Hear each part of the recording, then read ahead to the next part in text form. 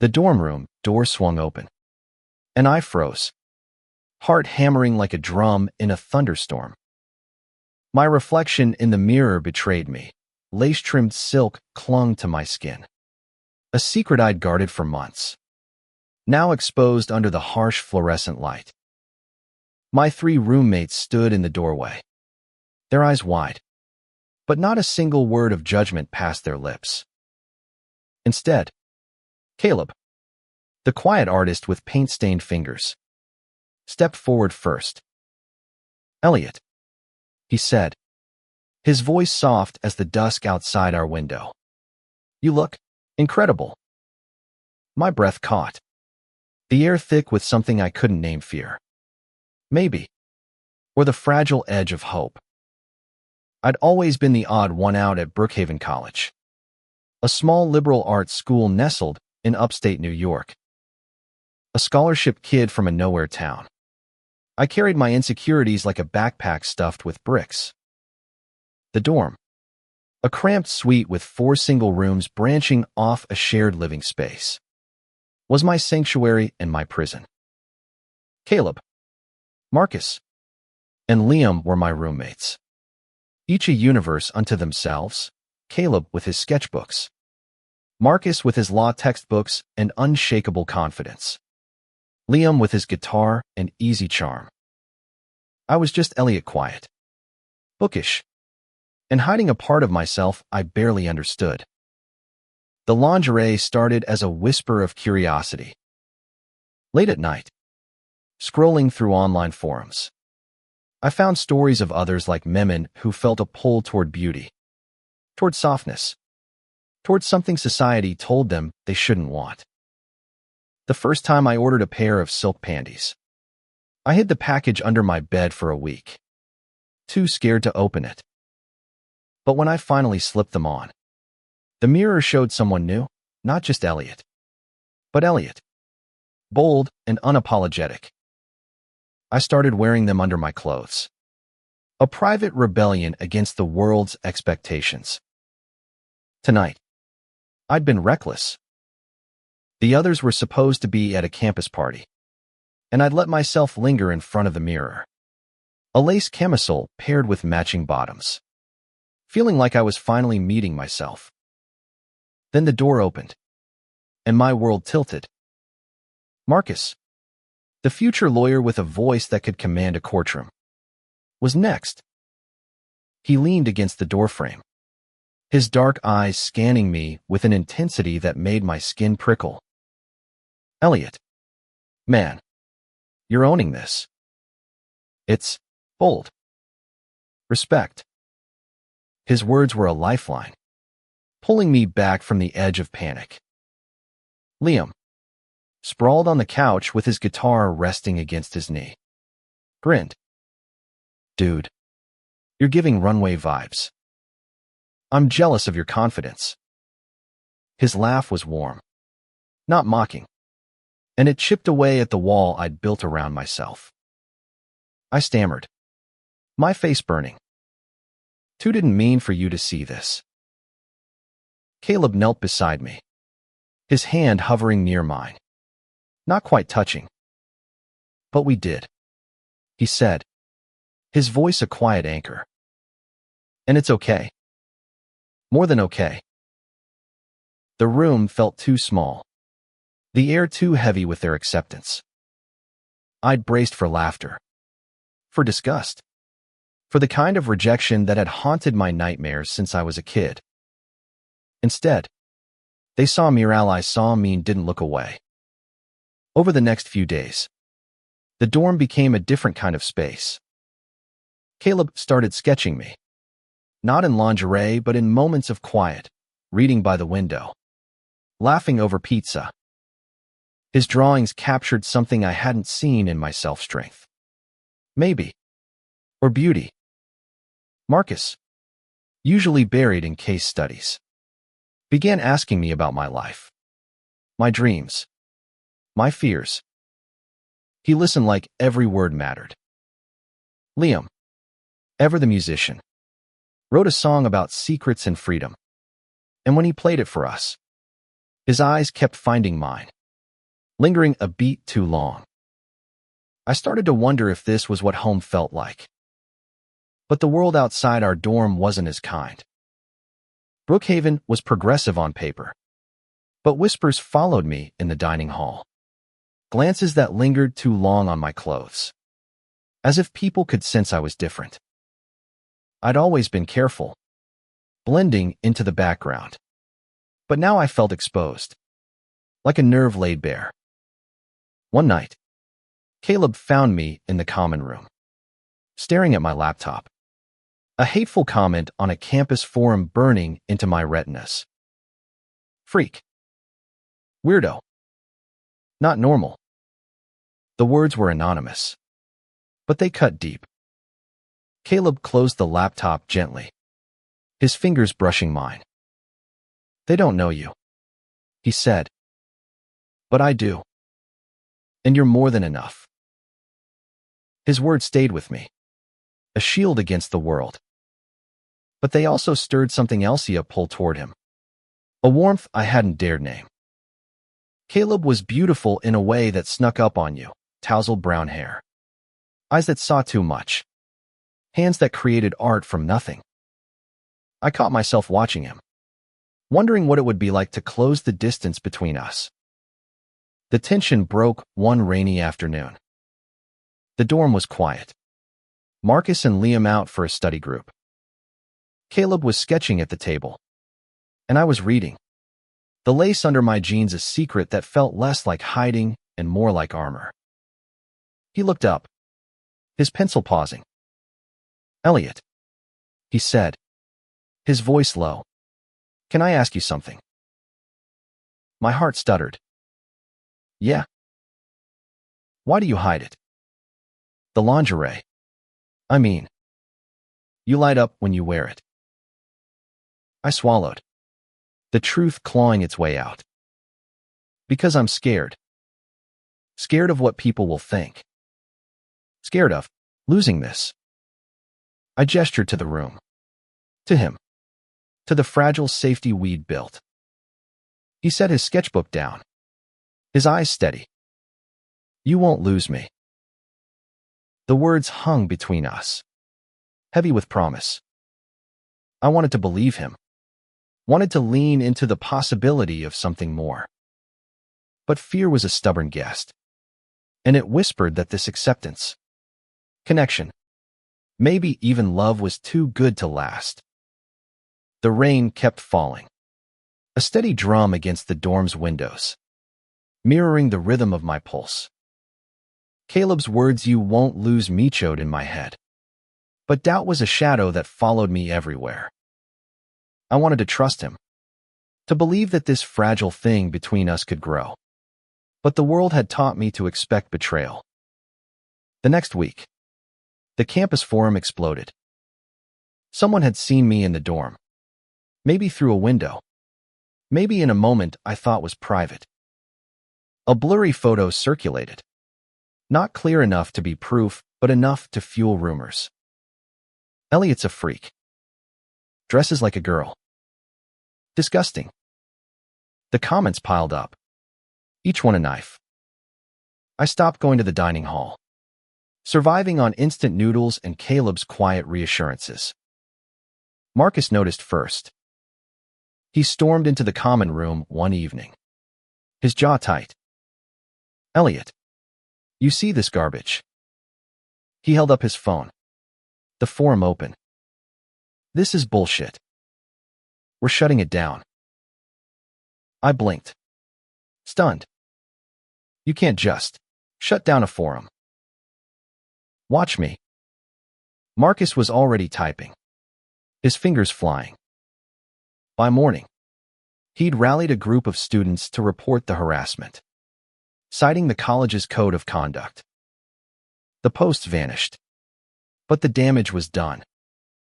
I felt like a spotlight was on me, exposing every secret I'd tried to keep. Liam, usually the laid-back one, wasn't having it either. He dragged me to an open mic night at the campus coffee house, insisting I needed to get out. You're not hiding.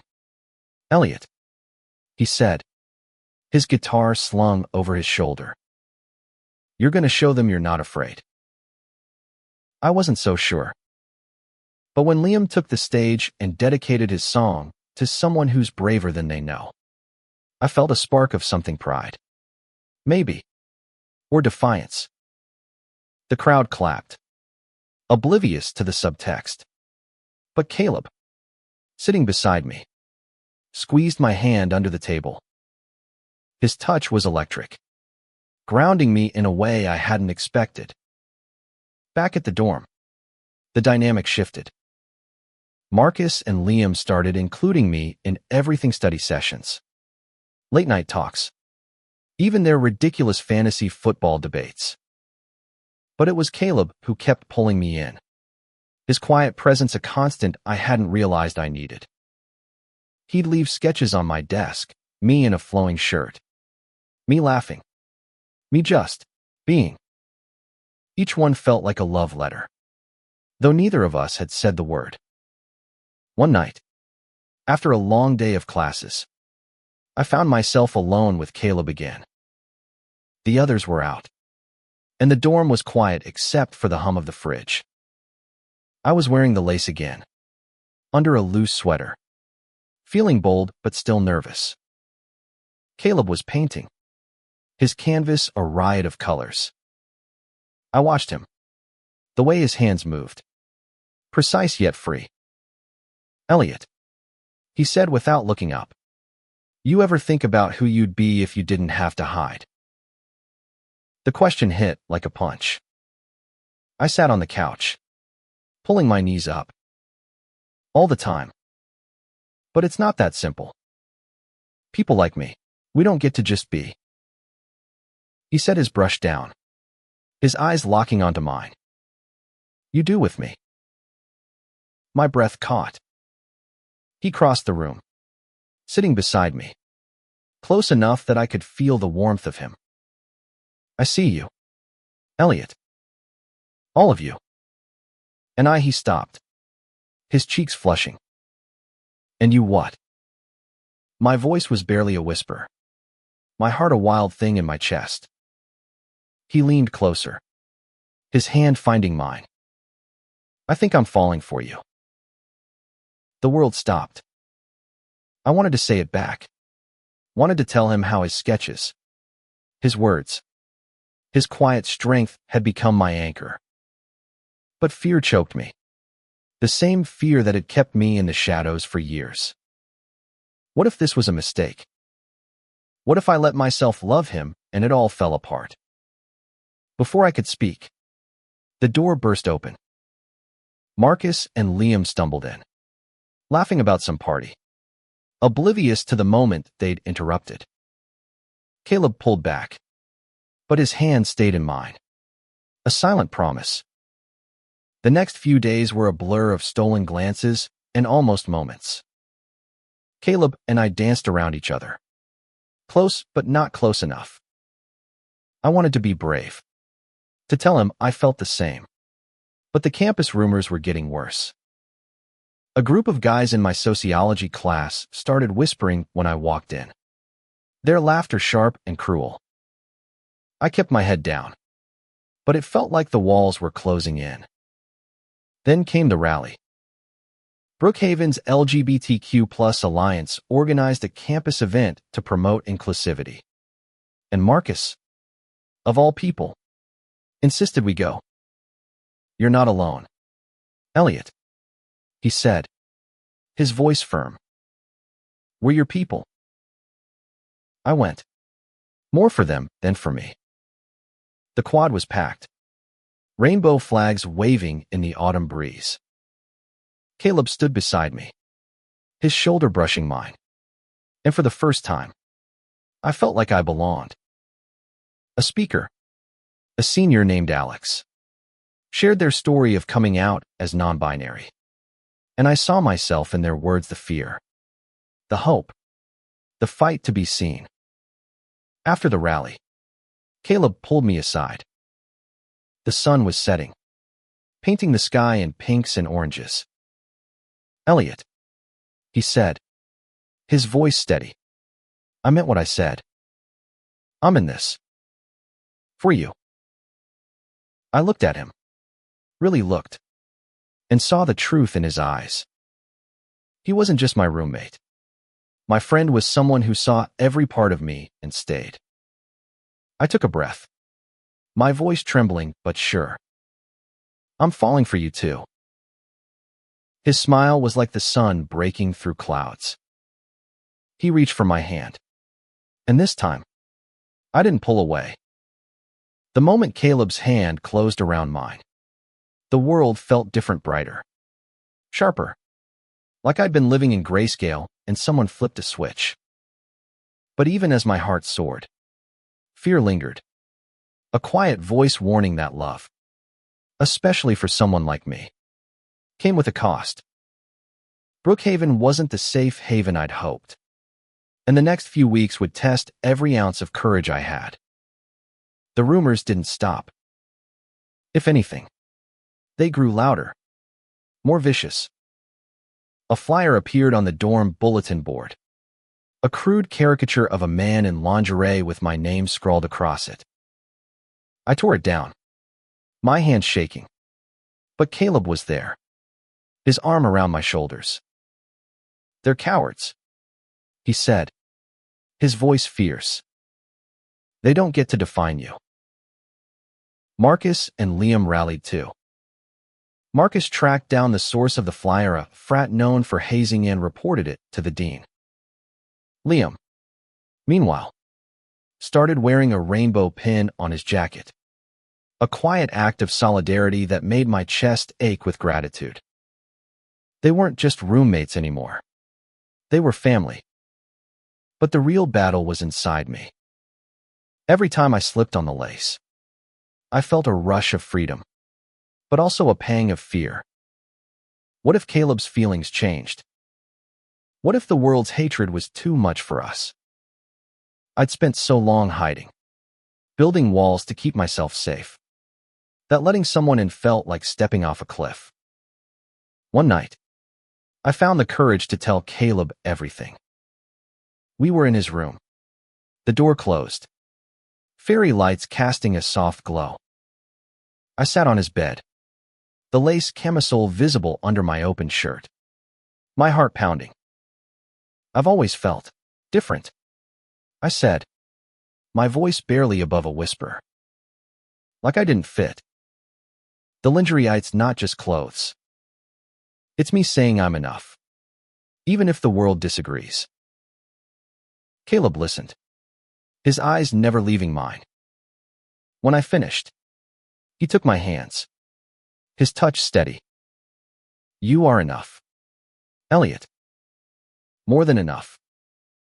And I love every part of you. The word love hit like a wave. I leaned in, and he met me halfway, our lips brushing in a kiss that felt like coming home. It was soft at first, tentative, then deeper, a promise sealed in the quiet of his room. For the first time, I didn't feel like I was hiding, but the world outside kept pushing. A week later, I was cornered in the library by two guys from the frat. They didn't touch me, but their words were venom, spitting slurs and threats. I stood my ground, my voice shaking but firm. I'm not ashamed of who I am. They laughed, but I walked away, my head high. When I told Caleb, he was furious, ready to confront them. But I stopped him. This is my fight too, I said. I need to do this my way.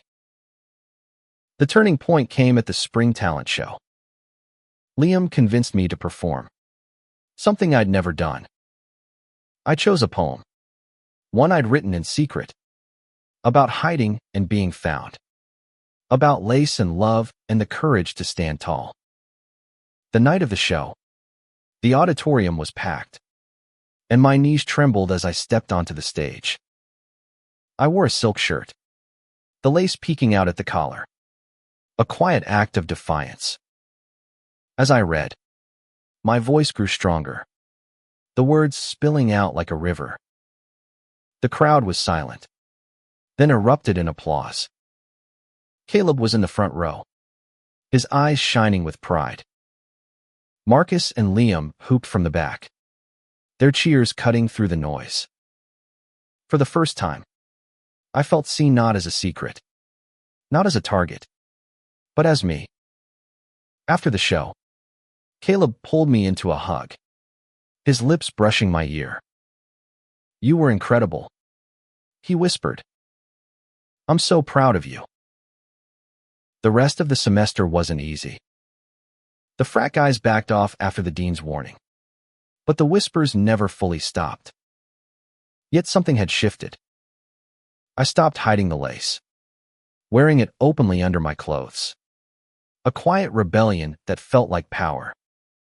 Caleb and I grew closer, our relationship a delicate, beautiful thing built on trust and stolen moments.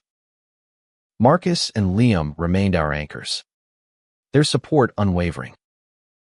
By summer, I was different, not fearless, but braver. The dorm, once a place of secrets, had become a home where I could be myself. As we packed up for break, Caleb slipped a sketch into my bag, the two of us, hand in hand, with the words "You are enough" written in his careful script. I looked at him, my heart full. "We're enough," I said, and he smiled, pulling me close. The world would always have its shadows, but I'd found my light. In the lace, in Caleb's love, in the family we'd built. I found the courage to be unapologetically, fiercely, beautifully me.